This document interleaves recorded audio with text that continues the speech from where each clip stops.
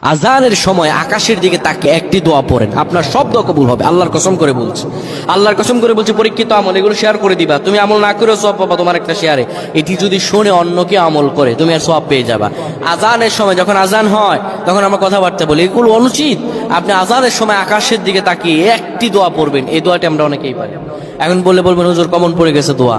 আমরা অনেকেই আল্লাহ তাআলার কাছে এটা ওটা চাই, কিন্তু সঠিকভাবে চাইতে জানি না। সঠিকভাবে কোনো ব্যক্তি যদি চায় আমার আল্লাহ তাকে দয়া করবেন। আল্লাহ বলেন, বান্দা উদউনি আস্তাজিব লাকুম, আমার কাছে চাও আমি আল্লাহ সব দিয়ে দিব। সুবহানাল্লাহ।